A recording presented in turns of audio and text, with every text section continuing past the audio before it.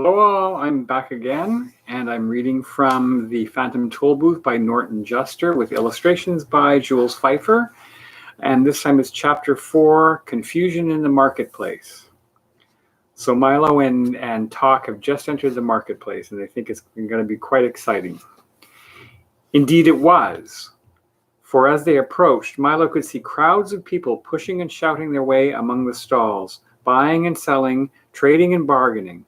Huge wooden-wheeled carts streamed into the market square from the orchards, and long caravans bound for the four corners of the kingdom made ready to leave. Sacks and boxes were piled high, waiting to be delivered to the ships that sailed the sea of knowledge, and off to one side a group of minstrels sang songs to the delight of those either too young or too old to engage in trade. But above all the noise and tumult of the crowd could be heard the merchants' voices loudly advertising their products. Get your fresh-picked ifs, ands, and buts. Hey-ya, hey-ya, hey-ya, nice ripe wheres and whens. Juicy, tempting words for sale. Here's a picture of the market. So many words and so many people. They were from every place imaginable, and some places even beyond that, and they were all busy sorting, choosing, and stuffing things into cases. As soon as one was filled, another was begun. There seemed to be no end to the bustle and activity. Milo and Talk wandered up and down the aisles, looking at the wonderful assortment of words for sale.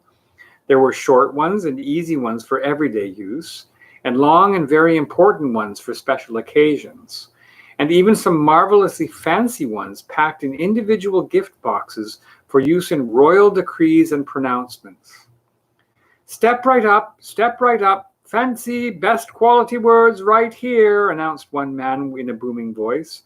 Step right up. Ah, what can I do for you, little boy? How about a nice long bag full of pronouns? Or maybe you'd like our special assortment of names. Milo had never thought much about words before, but these looked so good that he longed to have some. Look, Talk, he cried. Aren't they wonderful? They're fine if you have something to say, replied Talk in a tired voice, for he was much more interested in finding a bone than in shopping for new words. Maybe if I buy some, I can learn how to use them, said Milo eagerly as he began to pick through the words in the stall. Finally, he chose three which looked particularly good to him: quagmire, flabbergast, and upholstery.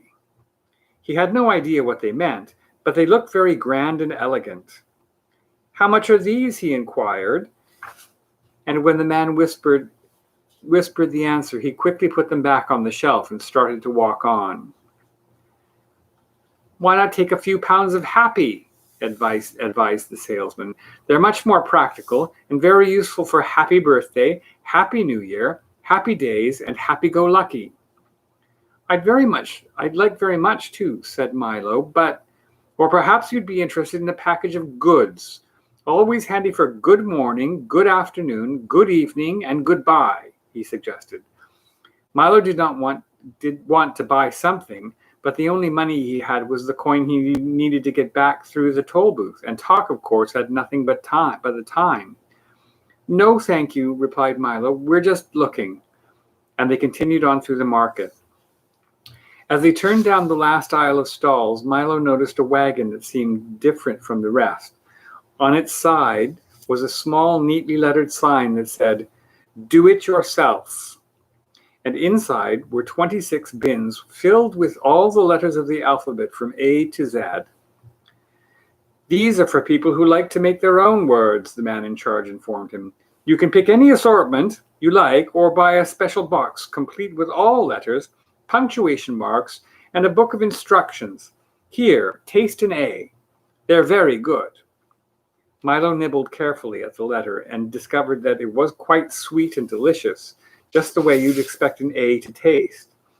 I knew you'd like it, laughed the letterman, popping 2 G's and an R into his mouth and letting the juice drip down his chin. A's are one of our most popular letters. All of them aren't that good, he confided in a low voice. Take the Z, for instance. very dry and sawdusty. And the X? Why, it tastes like a trunk full of stale air. That's why people hardly ever use them.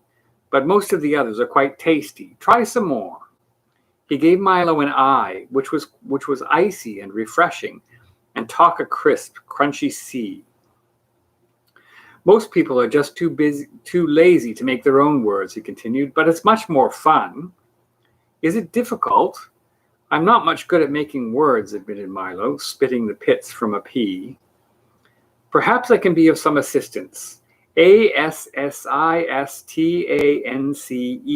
buzzed an unfamiliar voice, and when Milo looked up, he saw an enormous bee, at least twice his size, sitting on top of the wagon.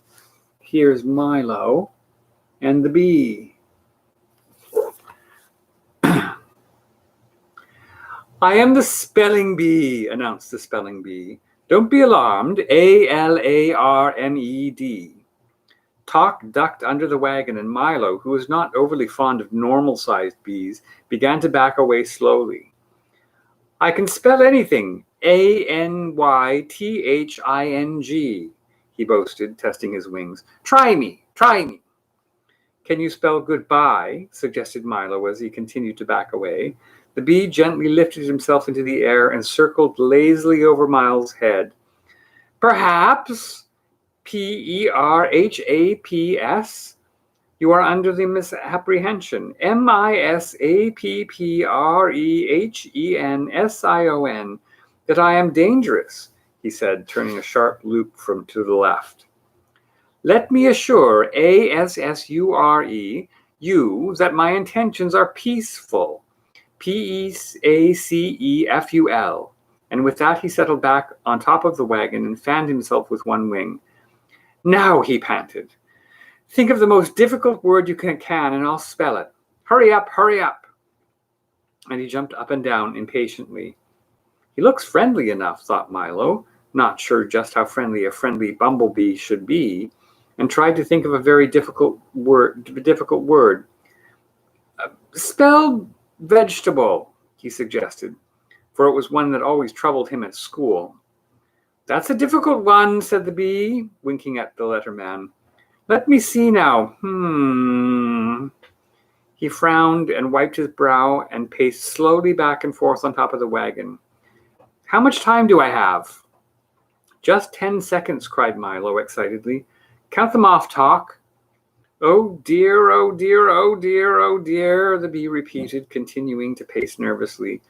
Then, just as the time ran out, he spelled as fast as he could. VEGETABLE. Correct, shouted the letterman, and everyone cheered. Can you spell everything? Asked Milo admiringly. Just about, replied the bee, with a hint of pride in his voice. You see, years ago I was just an ordinary bee, minding my own business, smelling flowers all day and occasionally picking up part-time work in people's bonnets.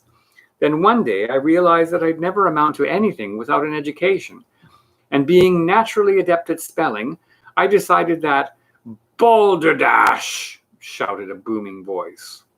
And from around the wagon stepped a large beetle-like insect, dressed in a lavish coat, striped pants, checked vest, spats, and a derby hat. Let me repeat, balderdash, he shouted again, swinging his cane and clicking his heels in midair. Come now, don't be ill-mannered. Isn't someone going to introduce me to the little boy? And this is the beetle. This, said the bee with a complete disdain, is the humbug, a very dislikable fellow. Nonsense! Everybody loves a humbug, shouted the humbug. As I was saying to the king just the other day, you've never met the king, accused the bee angrily. Then turning to Milo, he said, Don't believe a thing this old fraud says. Bosh, replied the humbug. We're an old and noble family, honorable to the core. Insectus humbugium, if I may use the Latin. Why, we fought in the Crusades with Richard the Lionheart, crossed the Atlantic with Columbus, blazed trails with the pioneers, and today many members of the family hold prominent government positions throughout the world. History is full of humbugs. A very pretty speech, Speech, sneered the bee. Now why don't you go away? I was just advising the lad of the importance of proper spelling. Bah, said the bug, putting an arm around Milo. As soon as you learn to spell one word, they'll ask you to spell another. You can never catch up, so why bother?